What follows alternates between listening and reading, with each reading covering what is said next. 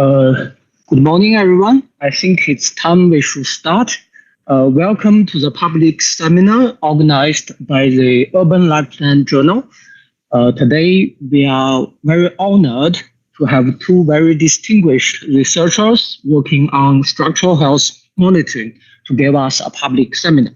I think each public seminar will last for 30 minutes. Then after that, we will have 50 minutes to take a few questions. So let's put our hands together for our first speaker, Prof. Fu from Nanyang Technological University. I think before joining Nanyang Technological University, he got his master and bachelor degree from Tongji University and his PhD from UIUC. So Prof. Fu is working on structural health monitoring, in particular the IoT sensors. He has published for more than 60 journal papers and secured, I think, more than 2 billion Singapore dollars as PI or KPI on research projects. Also, I think his work is currently in use for a lot of bridges in Singapore and North America. So I think it's better if I give the time to him, and let's welcome Prof. Fu. Thank you. All right, so good morning, everyone. Can you hear me? Yes, loud and clear. Okay, yeah. Thank you, Professor Zhang, for introducing me.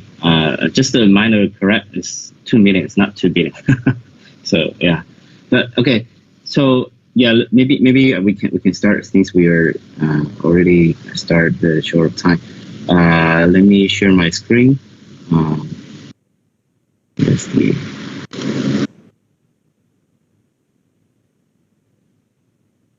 Looks like it. Oh, okay. Here we go. Can you see my screen? Yes, we could. Okay, good. Thank you. All right. So, good morning. It's a great pleasure and honor for me to present my current research topic about digital twin. As Professor Zhang mentioned, I have been working with smart sensing IoT sensors before for many years, and I do have another slide talking about IoT part, especially for edge intelligence. But these days, I think maybe I can just discuss something new related to digital twin, because I hope that I can extend from sensing towards modeling. In that case, I can make SHM technology more powerful. Okay, so the topic is about AI-powered digital twin for structural health monitoring. There is a little bit more about myself. Professor Zhang already kindly introduced me. Just a little bit more information here. So I'm actually quite active in AC Singapore section. Currently, I'm a president-elect, and we actually try to establish some activities, collaborating with Greater China section, and also some other sections as well. So if you are interested to join our activity, feel free to let me know. I'm also currently I'm also quite active for the Society for Civil Structural Health Monitoring. So I think recently we launched a young member committee. I'm just joining. Okay, so here's a little bit more about NTU. So Singapore, I think these days it's more easier for our Chinese people to to come in, because there's no kind of visa requirement in current day, and so for travel 30 days, that's definitely quite easy and convenient. So for NTU, it's located in the northwest of Singapore. It's quite large campus compared with National University of Singapore, and so there are a lot of animals in NTU campus. So we just think about maybe until kind of the second simple zoom. Yeah. So because you can see a lot of monkeys, pigs, and a lot of other animals as well. Several very famous buildings, like this is Hive. We also call Xiaolongbao. Some other kind of, this is the arc, this is a wave, and this is the Gaia. Gaia is actually one of the biggest single timber building in Asia.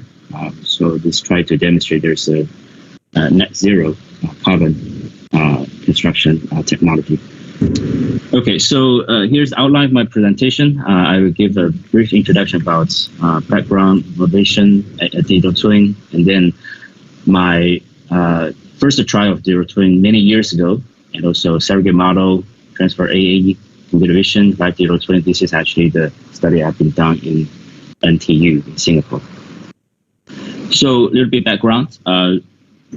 So civil infrastructure, from my perspective, I think there are three different factors that actually make our infrastructure or urban infrastructure more strengthened. Because first of all, it's aging, because a lot of buildings actually built many years ago. This is from Japan, Japanese government. Their bridges will be older than 50 years.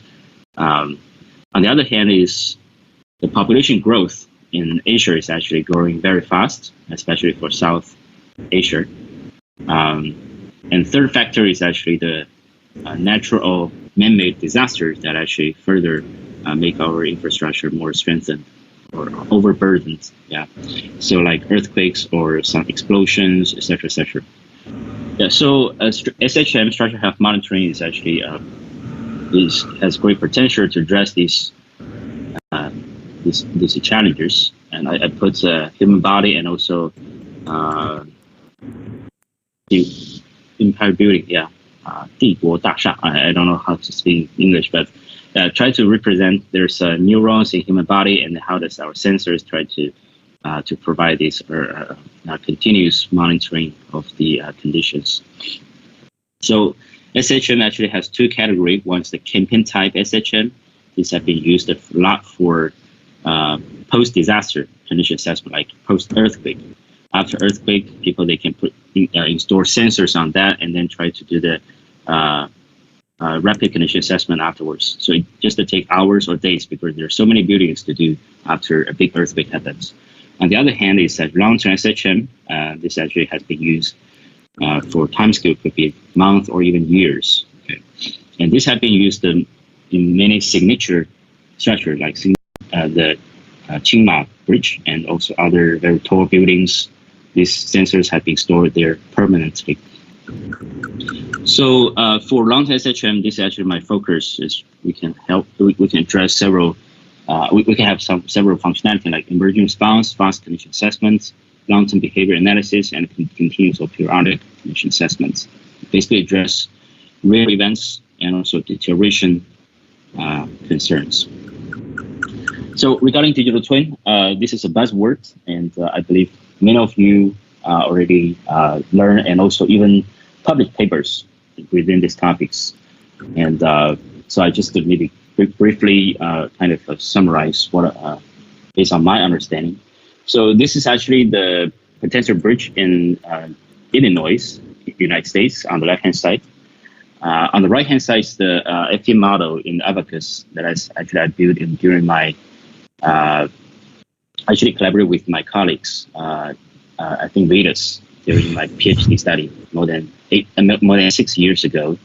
Yeah, so what we try to do is make the digital copy of the real potential bridge, such that we can do condition assessments like bridge impacts, like maybe there's some boats or some other kind of activity happening in the bridge, so we can quickly localize where does this sudden event happens and how does the bridge behave.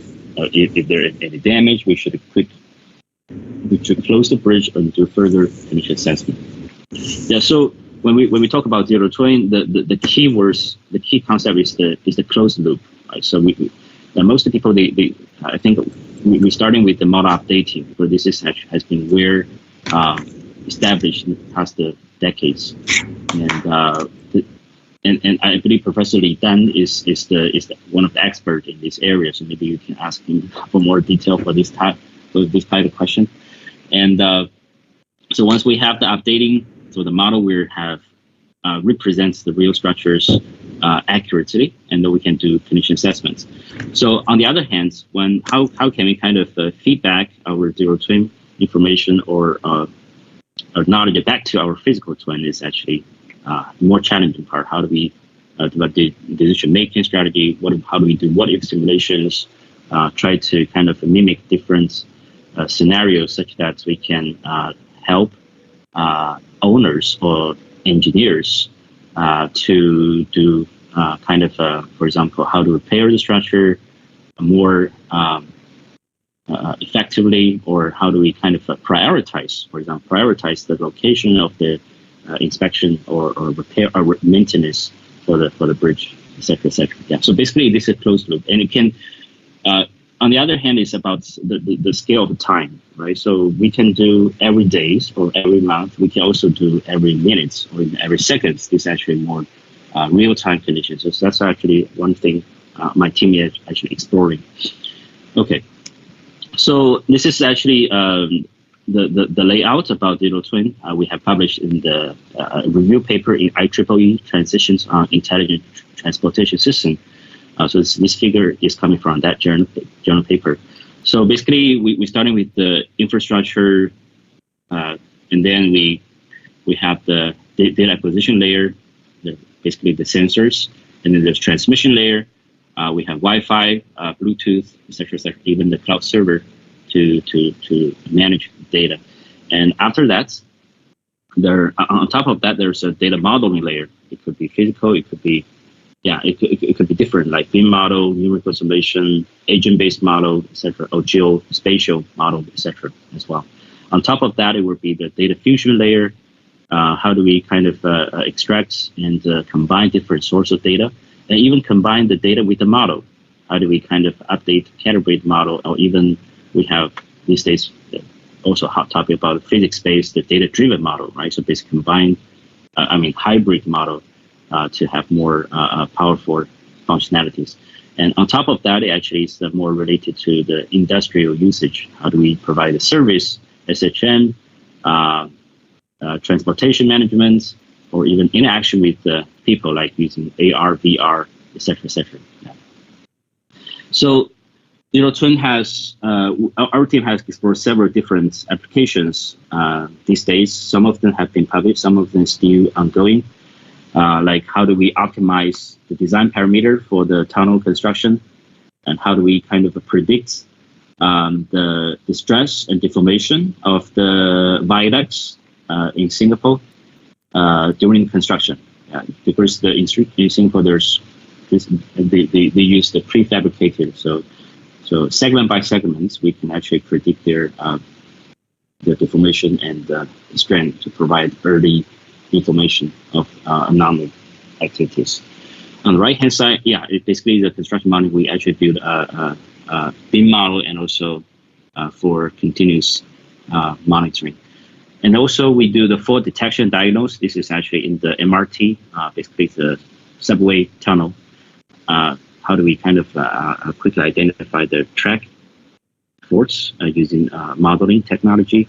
And how do we optimize the facility management, maintenance plan, and also the emergency response? On the right bottom figure is actually what I've done during my postdoc with Professor Sherry Dyke in the NASA project. How we actually built what we call the modular numerical testbed, try to mimic the deep space habitats. So how does operate? How does resiliently response to meteor impacts, for example. Yeah. All right. So this is just a quick summary about my understanding and also my team working on digital twin for SHM. And now I think we can start a very basic example, which has been done 6 years ago during my PhD study. This is actually the objective. Try to working on this bridge for rapid impact detection and estimation using our zero twin technology. So this is actually data coming from the real structure, and then we build two models basically. Two model on the right hand side. One is the finite model, one is the neural network model. So at that time, AI is still, I think, in our area, still in the early adaptation stage. So my neural network model is quite simple. So for FEM model, the purpose has basically this is zero twin of the real structure. So it has two purposes. One is to provide synthetic data to build a database for neural network model to train, because for real structure we cannot impact the structure every location and get data. Otherwise, the governments will have trouble with the governments. On the right hand side is actually finite model also can do nonlinear analysis, so we can actually emulate different impacts, which is basically what if simulation.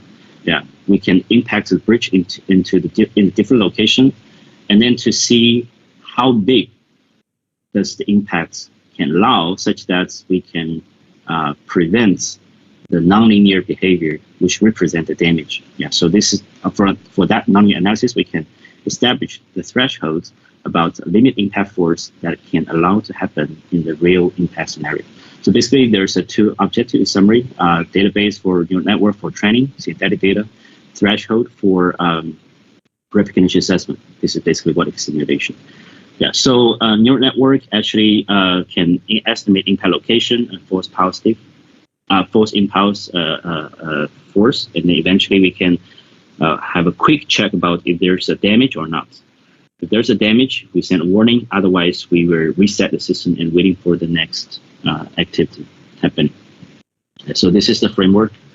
And regarding the structures, this is already shown before. We have the potential bridge. We have the FEM model. The span is about 67 meters. And then we also do model updating. So model updating for that time is quite traditional. I think it's the deterministic model updating. We try to calibrate our model in terms of the vertical and horizontal modes as well. Yeah. So the accuracy is okay. Maybe we can further improve. So this slide is actually showing how we do in terms of what if simulation. So this is the bridge model, and for boats we use just a cube because we don't worry about cube boat stress. So we use this cube to hit horizontally to the different locations of the bridge. In that case, we can collect the structure response, and then to determine if the structure is entered the nonlinear stage or not. Right, based on the we're scaling up the impact, the bridge speed. Basically, the speed is higher or the mass is bigger for the boats, then definitely the impact impulse will be bigger, and then that may result in the nonlinear behavior for the structure. Once they enter nonlinear, assuming the structure is damaged. Yeah, so this is the basic idea behind that for what if simulation. And on right hand side is actually the response, impact response. On the left hand side is actually the threshold we establish. X-axis is the distance from the midspan of the bridge. Y-axis is the peak force. So we notice that there's a difference between suspender and girder. Because if the boat hit the suspender, then the impact force would be, I would say, because it's quite steep, right? So even for small impact force, we generate a lot big damage. Yeah. So this actually, and this impact force vary in different locations for the bridge. Once we have updated bridge condition, bridge parameters. Yeah. So on the right hand side, the impulse. The impulse basically is a different concept. Basically, we try to. This is also not just depending on the peak force, but also depending on the duration of that of the force. And then for sure the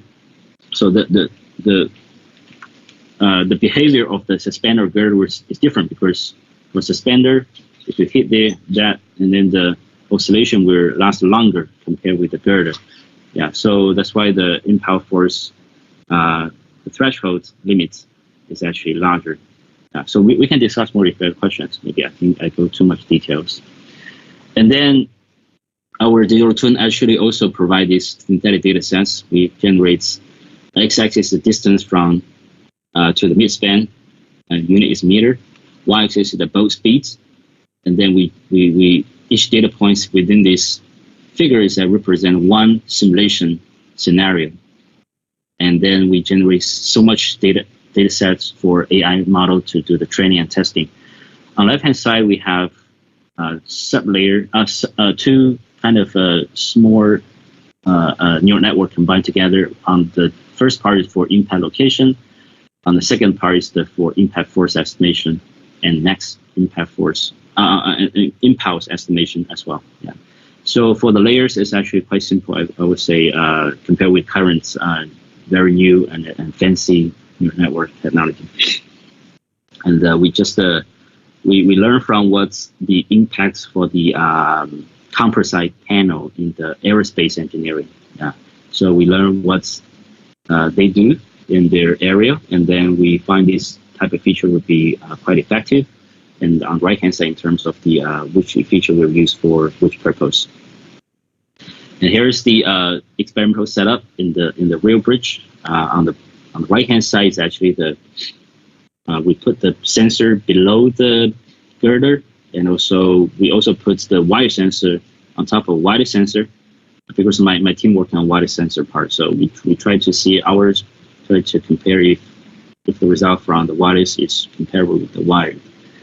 And on top is actually the test setup. We have the sensors, wireless, wired in different location, and the purple location is the impact force happening. Yeah. So we let one of the colleagues to use hammer standing on top of the bridge and hit the bridge. And in that case, we try to see, can we estimate impact location, and also can we estimate the force as well, because we have force sensor on the hammer, so we can actually also monitor the impact force as well. And here's the result. I'll just quickly go through. We have, this is a test ground truth. This is estimation result. So it's actually quite close, I would say. There's still a lot of improvement, I admit, but I think for that time, I think it's already quite satisfactory. So lessons learned from this example. After my PhD, we found that sometimes it's very difficult to match twin and digital twin. For bridge, maybe it's simple, because the bridge structure, especially for this type of this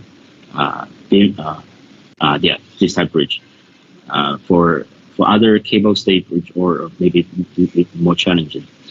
The second challenge is about the model complexity, right? So if we have a very detailed FE model, then the what if simulation takes a lot of time, and also even for model dating, also will take a lot of time. And also for this type of the process, as I mentioned, is the closed loop from physical twin to digital twin, and digital twin back to physical twin. For each loop, execution will take a lot of time, so there were large delay for interactions. So basically, these are three main challenges we found during our previous example I did 6 years ago during my PhD study. So that's why when I become a faculty at NTU in Singapore, we try to see, can we use AI to address these challenges? Can we address the mismatch? Can we build a lightweight digital twin model? Can we speed up the information processing or interactions between this physical and the digital twin? So so that's why there's several examples I would like to show. The first one is the surrogate model for DT modeling, and on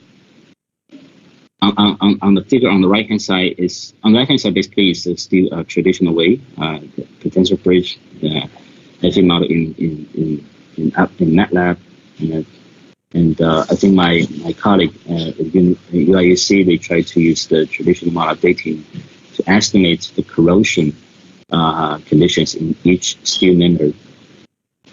So, but even for that relatively simple reduced order model is still quite time consuming.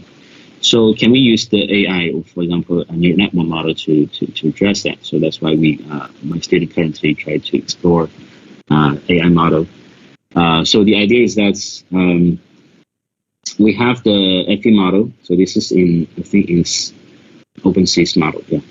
So, and then we let the AI model to, let the traditional FE model to generate data.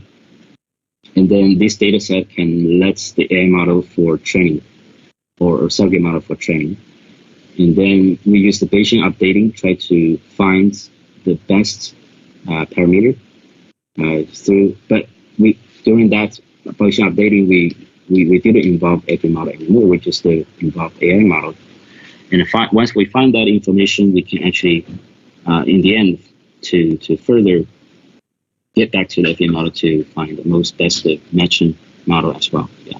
So the figure here is actually more details. We have the lab test model, basically four-story model, and then the observation is the natural frequency, actually acceleration, and then we extract the natural frequency and mode shape.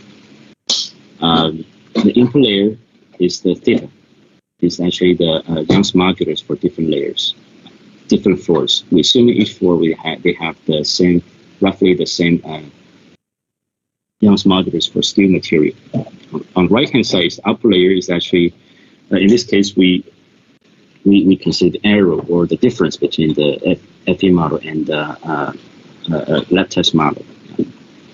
So then we use the Bayesian updating, try to find the best parameters such that we can address the gap between these two models. Okay, and then there's we actually explore the reduced source space technology and such that we can even faster speed up the iteration process. Yeah.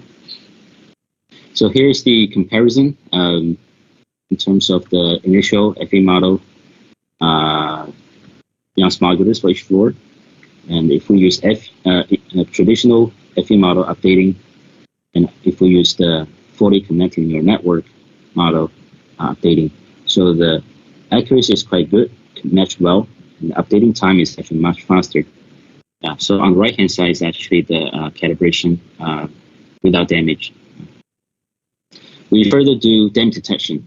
Yeah, so we remove one column to represent stiffness reduction for the third floor. And we do the same thing. Again, the accuracy is also good. For theta 1 represents first floor, theta 2 second floor. There's slightly slightly change of the Young's modulus or loss rate, basically the stiffness reduction rates. And third floor, we have around 21% or 22%, matching quite well with the FE model updating results. And yeah, so and regarding updating time, it's also very fast compared with FE model. And here's the result in terms of the parameter distribution: first floor, second floor, third floor, and fourth floor. And on the right-hand side, the mode shape as well. Yeah. So this is the first topic. Yeah. So the summary, the conclusion is that we can leverage AI model, try to speed up the model updating process, and then finally to find the best match results. The second example is that if the structure is getting more and more complex, for example, this is a dome structure. We represent this dome structure as the deep space structure on the Mars. Okay, and then this structure, there are a lot of nonlinearities happening, especially in the connections and also the boundary support as well. Yeah. So to update this type of structure is very challenging. We try a lot of different ways, and the result is not quite satisfactory. Okay. This model is actually in MATLAB, so it's even for MATLAB part, it still takes a lot of time. And then the objective for this part is actually part of the NASA project. We already published this paper in Applied Soft Computing last year.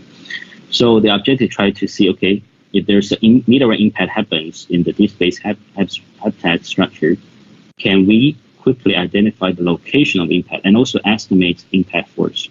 That's why we build this lab test model.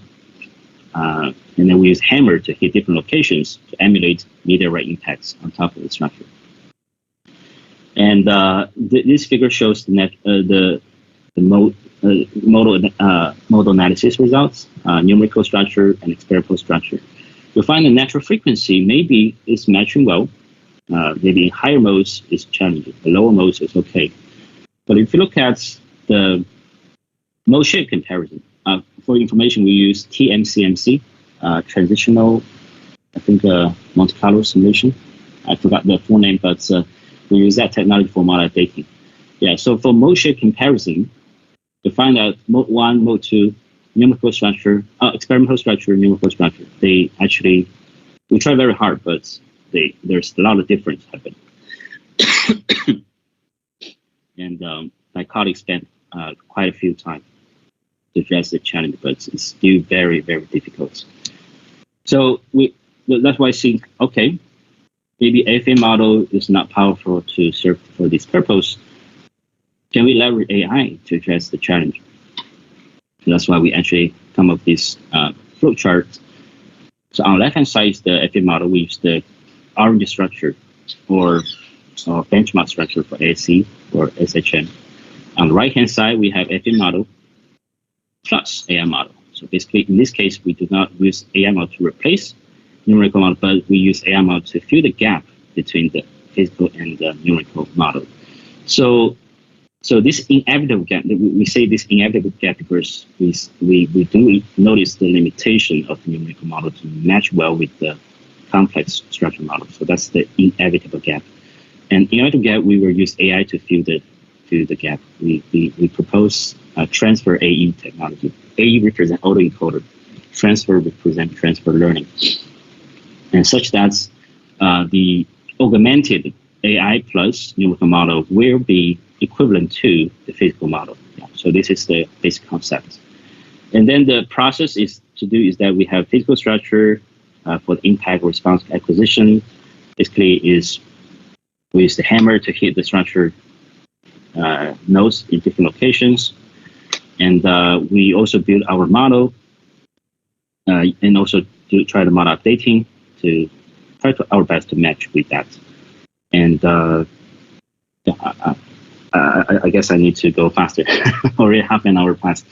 Okay, and then we simulate. We have the simulation results to train the AE model, transfer AE model, and then finally, our objective try to see, okay, can our transfer AE model have the good performance for the physical test results? Yeah, and then we deploy transfer AE for impact detection task. And here's the architecture about how does we do for transfer learning paradigm. The objective try to have the finite element model data sets, physical structure data sets, and then going with the encoder and then decoder, and then also we have the task module, such that our transfer AE model can doing both good job in the latent space here. And we can have consistent impact detection result both in the finite element test data and also the physical structure test data. And then we actually proposed two models, but here I just present model one. We have two-stage training. Stage number one, we use purely FEM model data for the training. And stage number two, we lock the encoder and task module parameter. We release the parameter in encoder part, and then we inject the physical test data 1:1 ratio sampling to fine-tune our encoder parameters. And here's the results. In terms of the purely used numerical model, you'll find the numerical test data doing good job, but for physical test data, doing bad job. This is actually intuitively correct. And then this is the other intuitive idea is, can we just combine the data set to let AI to do the training and testing? For sure, numerical models do a good job, but if you test data, there are a lot of outliers here. Still not quite good. But if you use our strategy, we find we have stage number one result, stage number two results, and the accuracy is actually much higher. Even for numerical test data, we actually improve a lot. by using our strategy. And the physical test data, most of the data sets actually within this diagonal outline, diagonal lines. Yeah. This is second topic. So the third topic, maybe I can just quickly go through. The third topic for the computer vision for DT model updating. So this paper has been running the third revision in one of the top journal. So the idea is that if we know there's a crack, for example, there's tunnel crack happening, and a lot of people, they use drone inspection for localize the impact, the crack location and the dimension. Our idea is that can we just combine this computer vision technology with the thin end model such that we can estimate or condition assessment of this crack, right? If this crack is okay or not? Do we need to do the inspection or not? Because for concrete structure, crack is very common, right? So there's so many cracks, but we don't know which crack is more critical and what dimensional crack is actually make difference. So our DO tool actually can help us because we can do what if simulation. Yeah. So this is the flow chart we'll do. Step number one, use drone to get the crack image. Use the computer vision to get the and also dam extraction to get the crack dimension. Here we propose the door V Mamba unit, which has the best performance compared with other state-of-art crack detection model.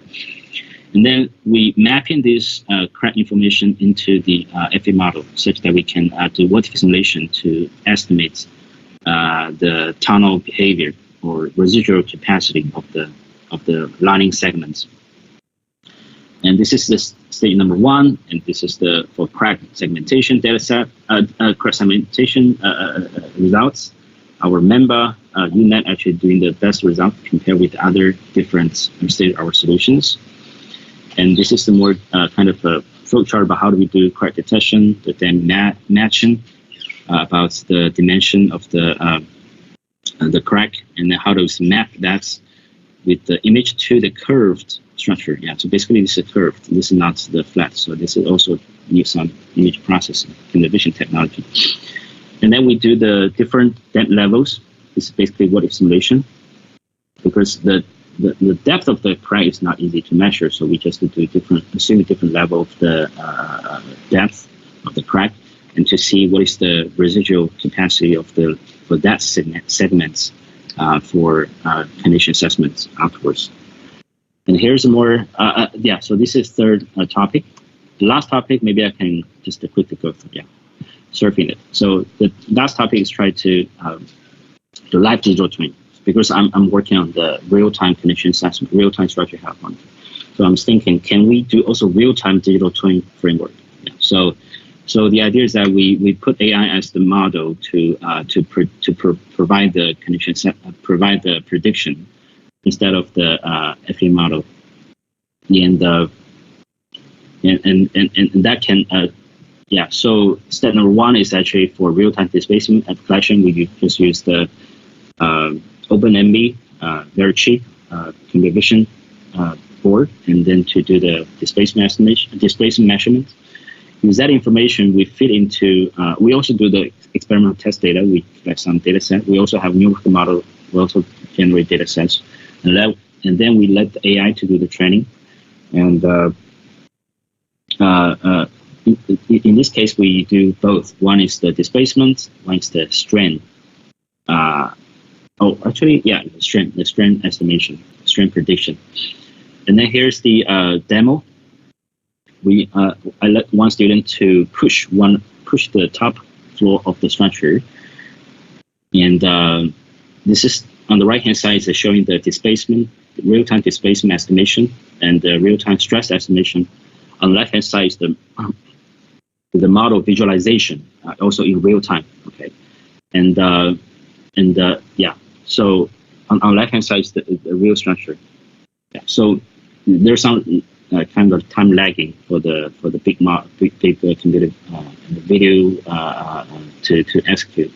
But basically, this is the quick kind of demo to demonstrate that we can actually realize the live digital twin for building condition assessment. So here's a summary. We actually tried different ways how can AI can make digital twin more powerful in terms of how can build a lightweight digital twin model such that can speed up the model updating process. How can we develop a transfer AE model to fill the gap between the of inevitable model updating task between the complex physical twin and the numerical twin of digital twin? And how do we use the combined computer vision with the model updating such that we can emulate the correct impact on the tunnel condition assessments? How do we use AI try to mimic the real-time dynamic behavior of the real structure, and we can also further use for seismic condition assessment in a timely manner. This I would thank my funding support and also my research team. Thank you for attention. I hope I didn't use a lot of time.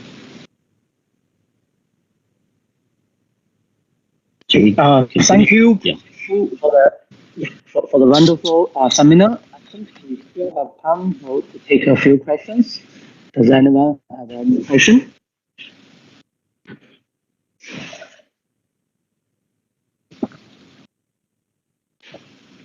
Sure. I have a question actually. So, sure. About the AI model, we sometimes find that it's a little bit like the black box. So we can just use the AI to try to get a measurement of how the structure will respond. But I generally found that it's slightly difficult to connect the damages of the structure in a particular location with its responses. How do you think we could address that? Thank you. Yeah, I think that's a very good question. Basically, AI model is initially it's the black box. I agree with you.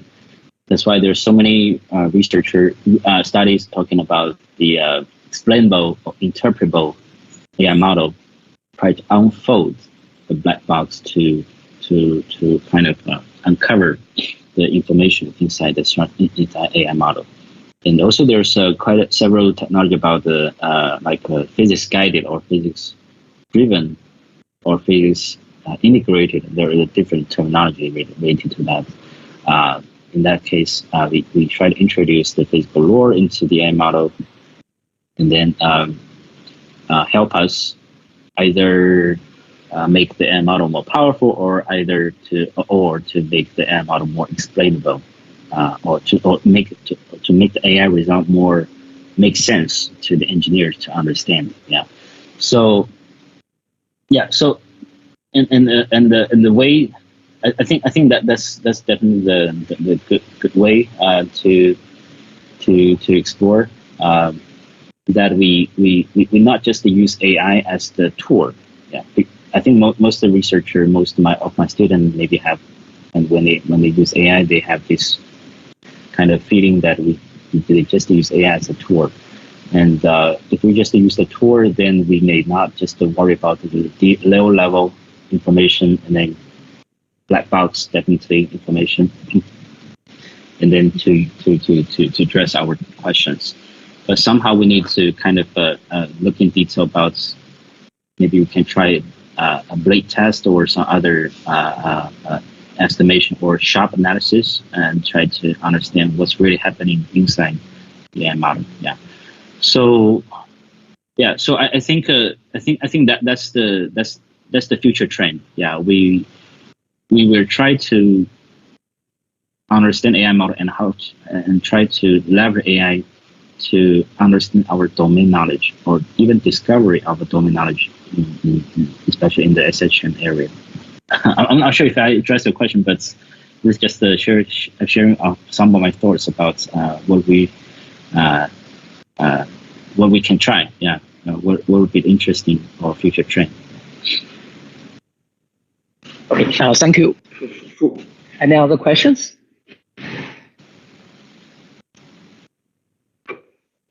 Okay. Okay. Thank you. If you have further questions, let's put our hands together again for the wonderful introduction. Thank you.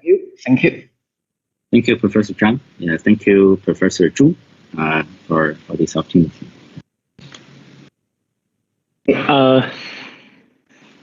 Let's invite our next speaker, who is a colleague of mine in Southeast University, Prof. Li Dan. Prof. Li Dan got his PhD degree from Georgia Institute of Technology and his bachelor and master degree from Tongji University as well. I'm happy to report that, in addition to my colleague, Prof. Li Dan is also an assistant manager of the Journal of Urban Lifeline. So let's give Prof. Li a warm welcome. And Great. Thank you. Thank you, Professor Zhang, for the introduction. And today I'm very happy to give this talk in the same seminar with Dr. Fu. We are good friends for many years, and I've learned a lot from his research. And today he has given a very rich talk about the AI powered the digital twin for structural health monitoring. Well, my presentation is also about the SHM, and I will focus on one specific topic that we have, our group have recently worked on. So the topic of my presentation is the transfer learning approach to population-based SHM for bridge structures. So this work is finished or collaborated with my student Zhou Jiajun and Professor Zhang Jian from Southeast University.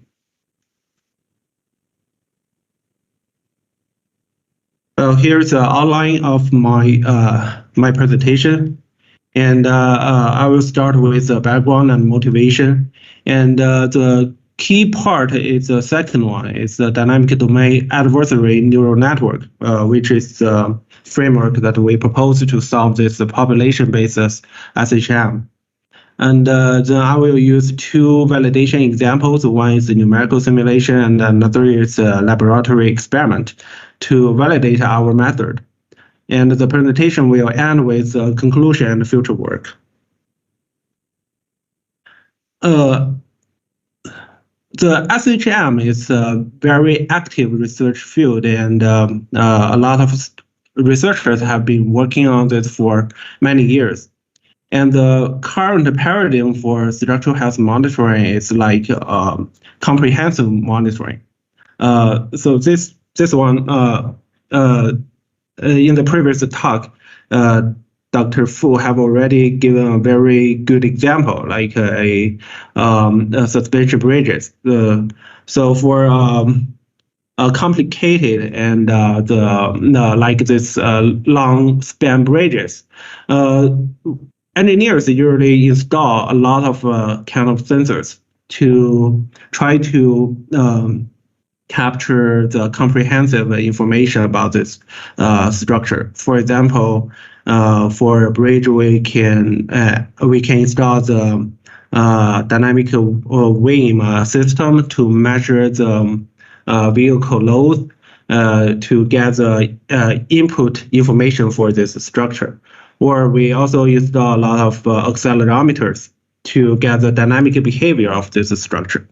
So well, then we can analyze this data and try to find the structural behaviors of this structure. And even we can, nowadays, we can achieve this digital twin, digital copy of such a bridge. So this is a current paradigm, and have already achieved, get a lot of achievements, and for the safety evaluation, for the maintenance guidelines. However, in the transportation network, we do not just have those key infrastructures like long span bridges. The majority of such a network is like this short to medium span bridges, like a lot of urban expressways, viaducts. So there are a lot of a vast number of bridges whose span is quite short. So if we implement the same structure health monitoring system to this kind of structures, there will be a lot of challenges. And it is quite obvious, right? So the number of such bridges is quite large. We do not have that much amount of money to install the SHM systems for every bridge or each for every span of the such infrastructure network. And another problem coming with this budget limit is we usually have a very limited labels for this kind of structures. So the traditional like AI-based tool cannot work for this kind of structures. Although we have such challenges, we also have some opportunities to achieve the SHM for this type of structures, and that is because most of these short to medium span bridges have a similar configurations. For example, they will share the similar loads, like the vehicle loads, and the boundary conditions are also similar, and the materials, the structural forms, they are quite the same as each other's.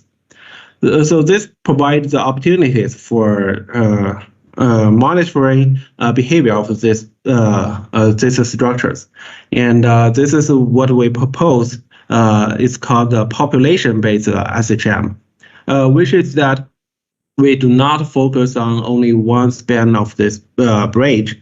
We will gather the data from a lot of spans and synthesize those data to evaluate the safety, the performance of the bridges as a whole.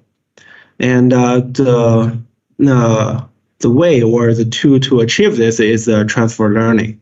So which is there for the transfer learning, actually there are a lot of developed technologies can achieve this the same goal. And here we propose this called dynamic domain adversary neural network. For those who are familiar with transfer learning, you will know that domain adversary neural network is a very simple but very effective transfer learning tool.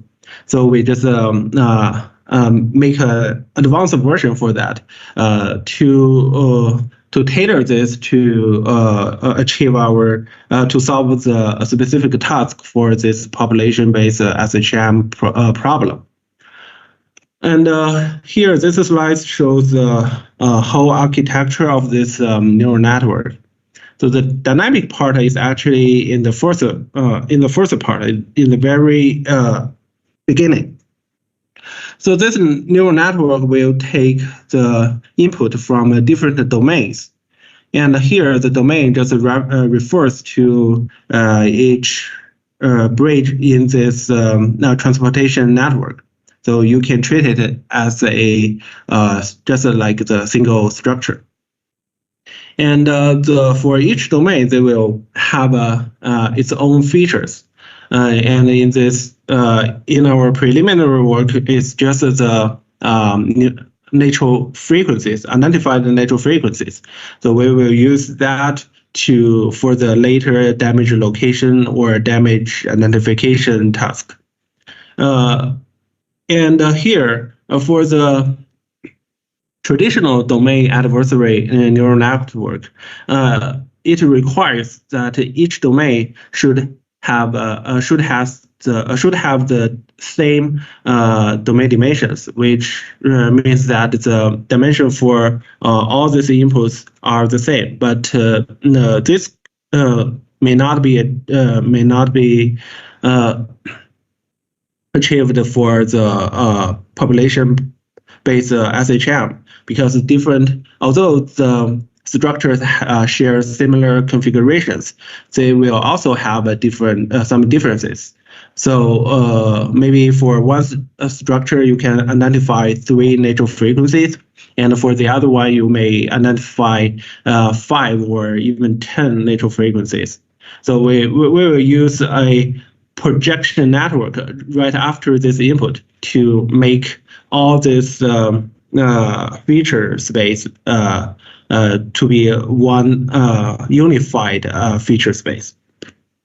So all of this feature will fed into one shared feature encoder.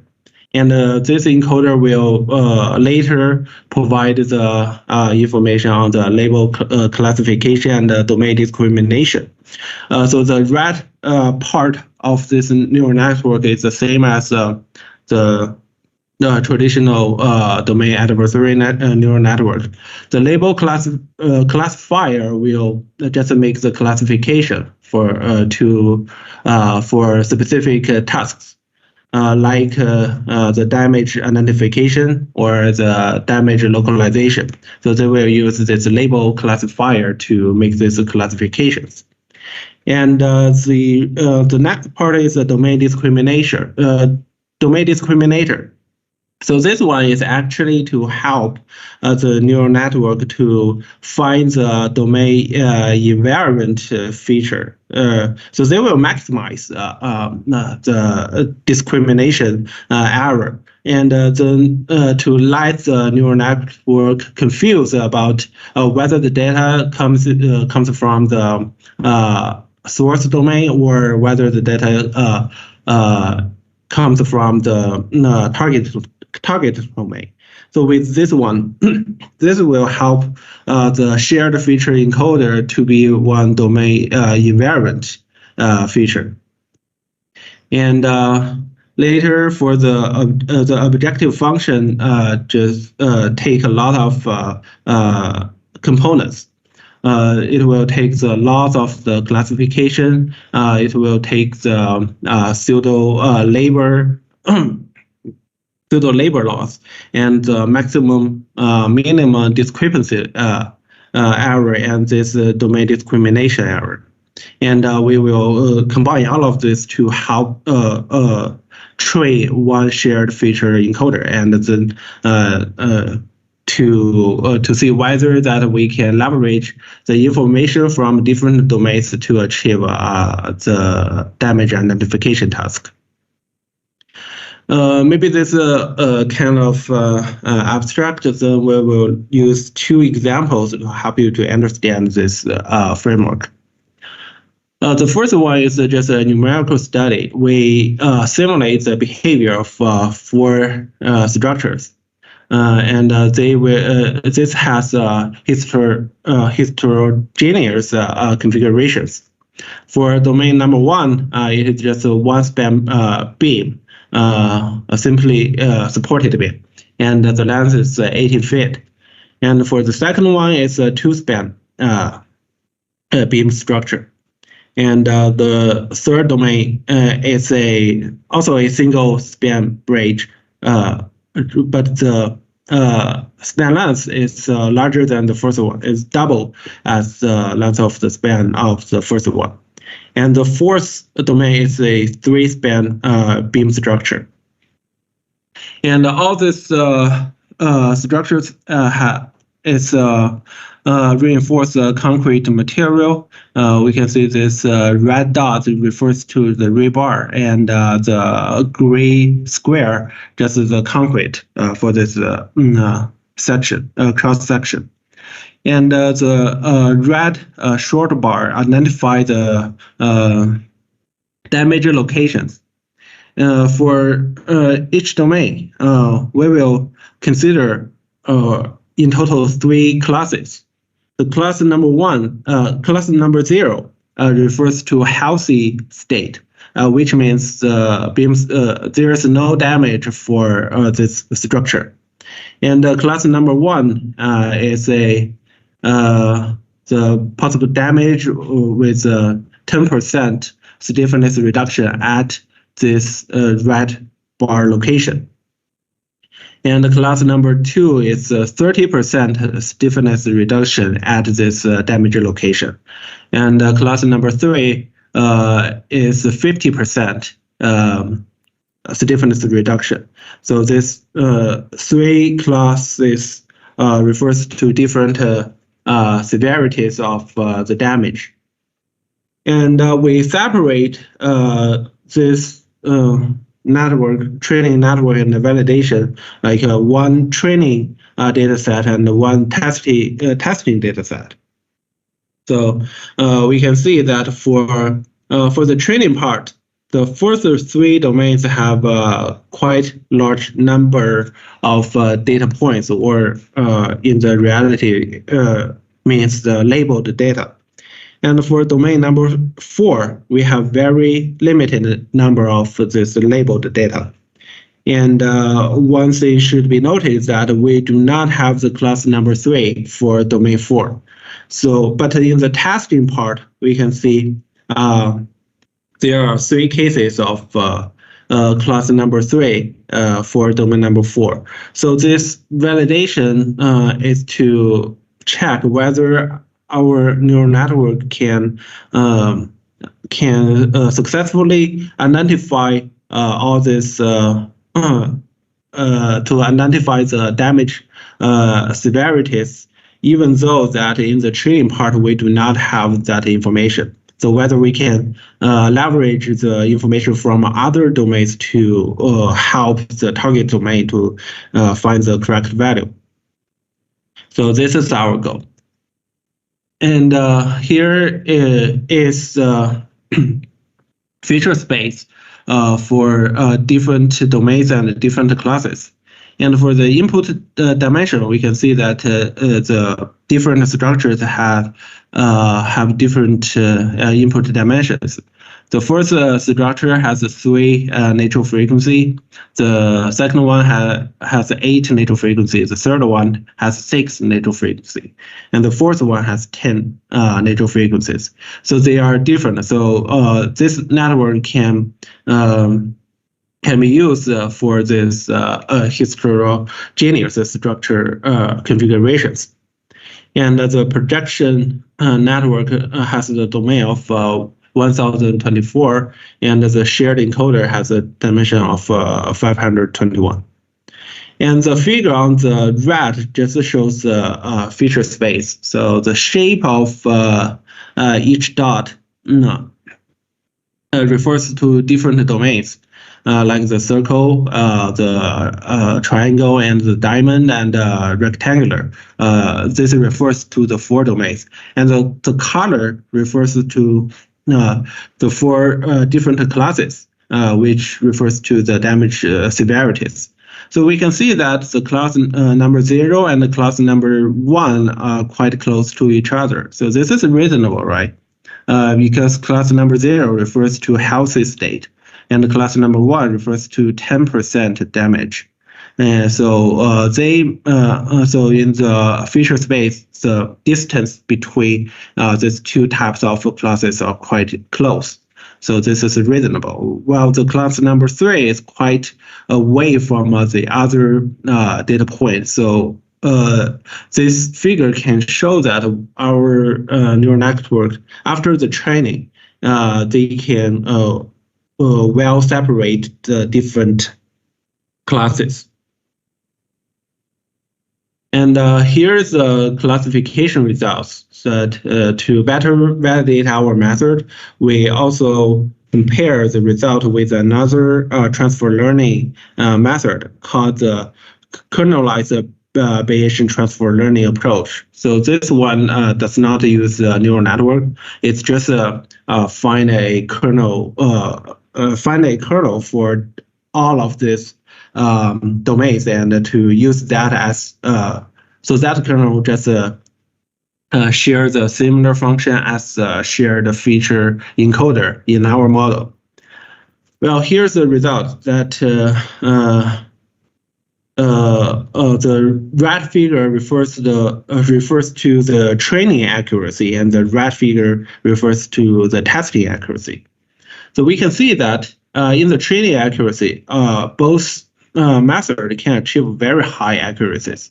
Like the lowest just also above 90%. And also for domain 4, if you still remember, it refers to the 3-span beam structure, and it's our target domain. It does not have the class number 3.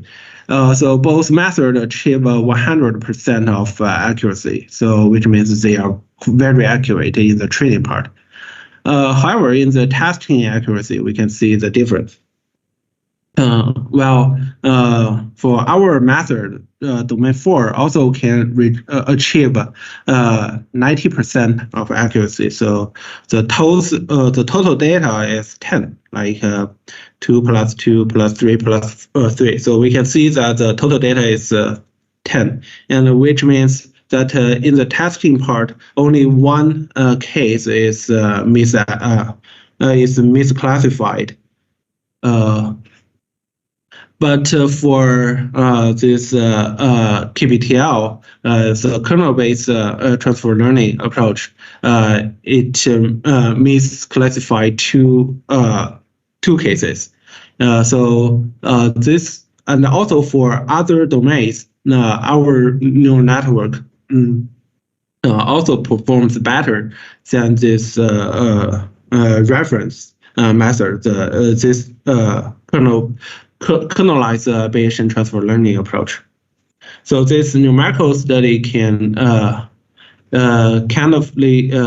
validate the effectiveness of the generosity of our method. And here also shows the aggregated confusion matrix. So we can also see that for class number 2 and class number 3, our method is quite accurate, while the most confused part is for the healthy and the slight damaged case. So this can be reasonable, as the physical features for these two classes are quite similar. And to further validate our method, we use one laboratory data and also apply the same neural network.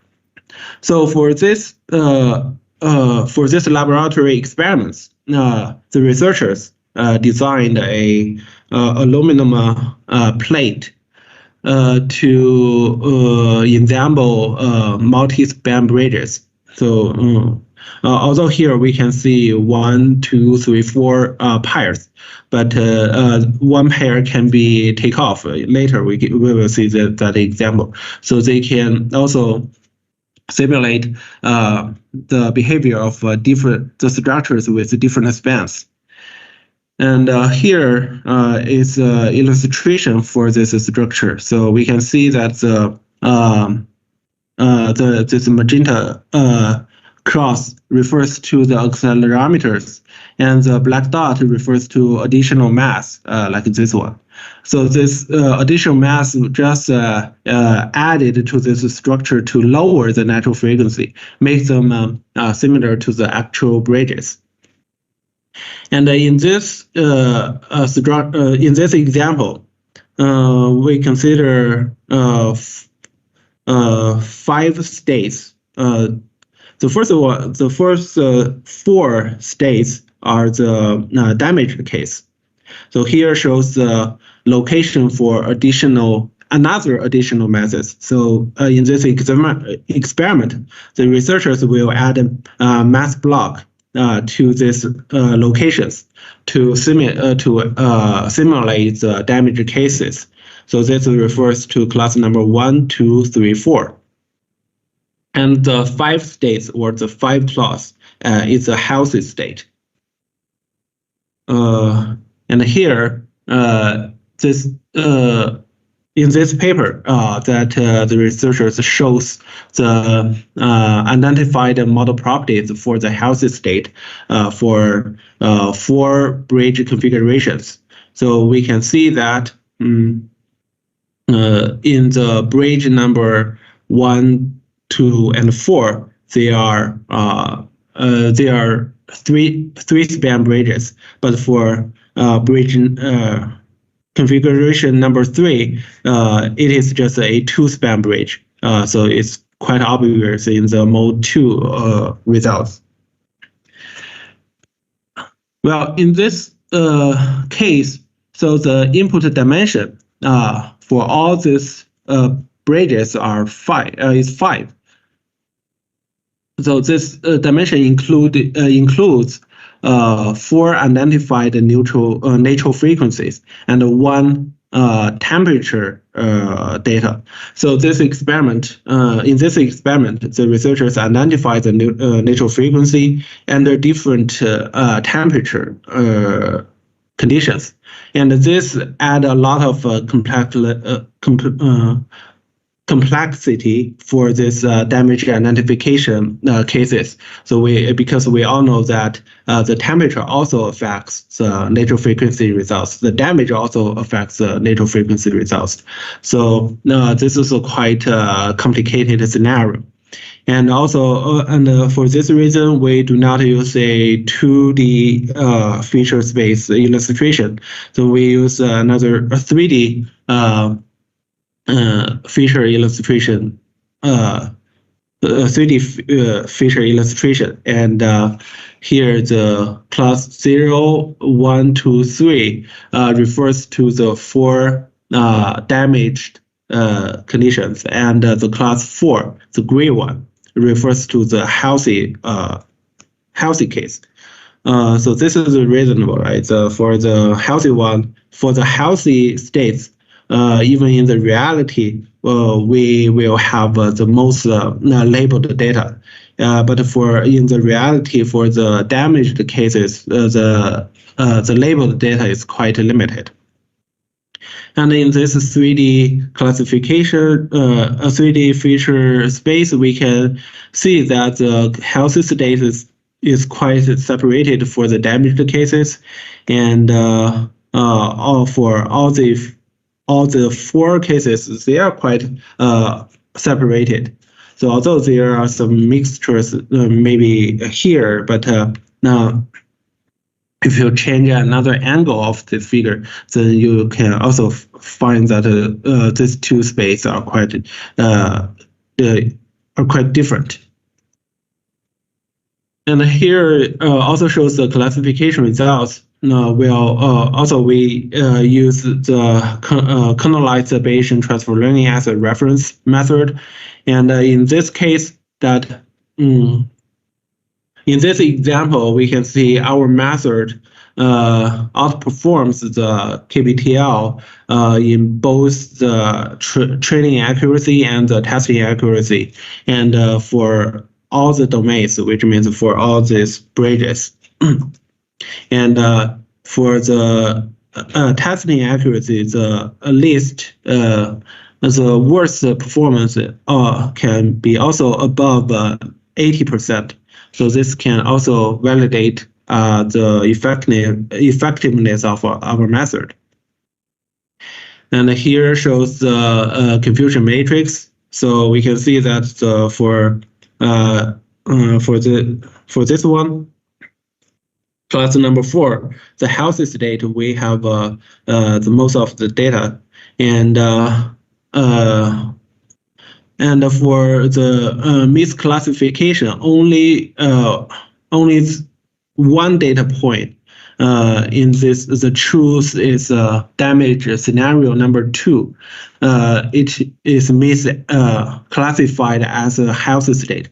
For all the other damaged cases, they are quite accurate. At least they are not misclassified as a healthy state. So we can see that this framework is quite effective in this damage identification task. Okay, here comes our conclusion. Well, in our research, in this research, we investigate a transfer linear approach to population-based structural health monitoring. So this will not just focus on one structure, but it will gather the information from different structures to do as a whole to make a quite accurate safety evaluation for a lot of bridges. And the proposed dynamic domain adversarial neural network can effectively transfer knowledge across different structural domains. And this proposed approach is validated through both numerical simulation and a laboratory experiment. Well, in the future, we will extend our method to real-world applications. So you can see in the previous validation examples, we just use quite controlled damage scenarios, and we assume the damage occurs at a specific location. So this is different from the reality, and we also assume that they will have some specific damage severities. So this is also different from the reality. So in the later research, we will try to extend this approach to some real structures to validate its effectiveness. Okay, here's the end of my presentation. Thank you very much. Thank you, Prof. Lee, for the excellent seminar. So we still have time for a few questions. Does anyone have any question?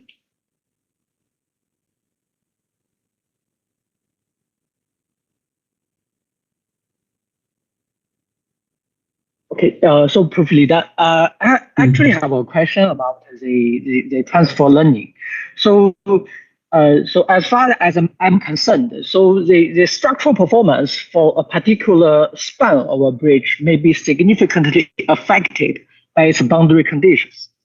For example, if this is a simple supported span, or if it's a continuous span, or if its support may have different kind of stiffness. So in real life situation, do you think this will actually affect the eventual results?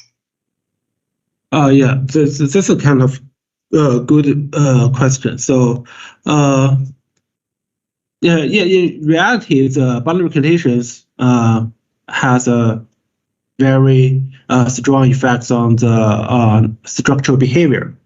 But in this in our proposed network, although we do not have the explanations for why this can work on different conditions, but in both the numerical study and the laboratory validation example, that we considered the differences of the boundary conditions, and they can achieve quite good results. So maybe the reason is that in this controlled and also kind of simple scenarios, that the nature frequency can quite well represent the damage scenarios.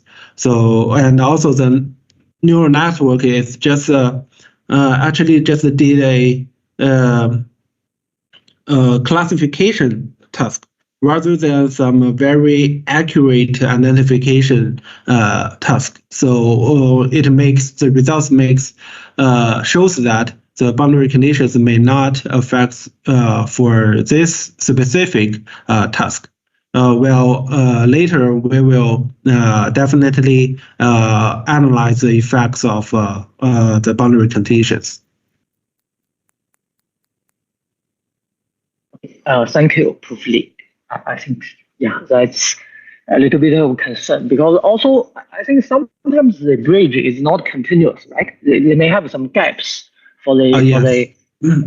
to account for the effect of temperature. Do we have other questions? Please take this opportunity. Hi, Professor John. This is Yuguang here. Hi,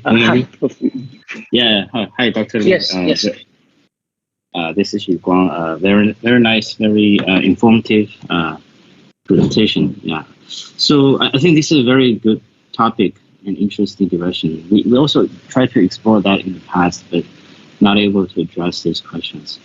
You know that in the United States, there's so many timber trestle bridge for railroad bridge, right? So especially in rural areas, the bridge is quite similar. I think this is the key part. Is they have two pier and then type of wood trestle and there's so many these type of the bridge in the United States, so it's not able to deploy sensors everywhere, and then to collect them could be very expensive. So my question here is maybe can you go back to the architecture of the domain adaptive transfer learning algorithm? So here. So maybe I missed some information. So the input is actually the natural frequency mode shape, right? No, for these two examples, the first one only the natural frequency, and for the second one is just the natural frequency and the temperature. The mode shape is not included. Okay. Then the objective is try to match the natural frequency, or no? It's not try to match the natural frequency. It's just try to use the natural frequency to find the damage severity. Oh yeah, I see. Yeah, damage scenario for classification, right? Class 1, class 2, class 3, and class 4. Yeah. Okay. So how? That's actually my question. So how can because sometimes, first of all, natural frequency may change, right? For different structure, even for the same structure. That's why there are some people working on the environmental conditions. I think you're right. You try to include the temperature as one of the environmental inputs. And the other question here is, so first question is the structural behavior then may change by itself. The second thing here is between different structures, the difference, like discrepancy, may also change. I'm just wondering how big this type of the change that your method can handle, and if there is, then how do you? Is there any kind of tips or ideas to explore to address these? Oh, well, this is a very good question. You raise a very good point. For our preliminary, for this research work, we just assume that the different structures share similar configurations, and that is actually the basis for this positive transfer learning. Well, for different structures if they have different configurations, like different structural forms, for example, a beam bridge and a cable stayed bridge, this large differences may not result in the positive transfer learning, but the negative transfer learning. Here are some methods that are proposed by other researchers. So they will use like some graph technologies. We haven't investigated that a lot, but they will use that tool to quantify the similarity between different structures, and they will set a threshold that if the similarity is above this threshold, they said they can use transfer learning. So that is another kind of similar but different research technologies. I see. Yes, and that, another interesting question is, how do you define the similarity? Yeah, is there any an index to quantitative, not just qualitatively? Yes, they provide that that graph technology to quantify the similarity.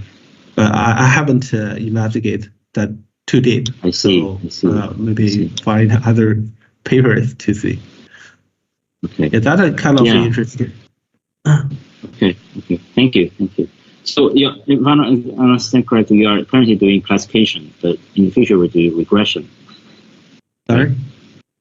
In the future, are we going to do the regression? But currently, I think it's classification, right? Classification for different stage.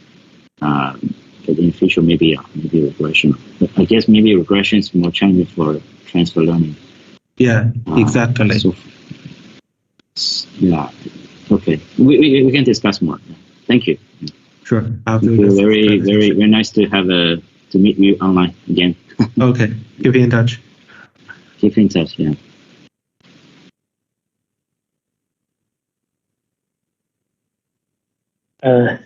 Any other questions from the audience?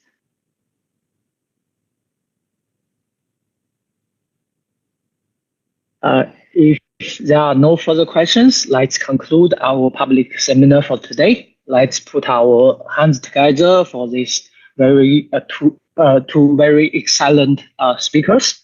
And that's the end of the seminar. Thank you. Thank you. Thank you. Thank you. Bye-bye. Bye-bye.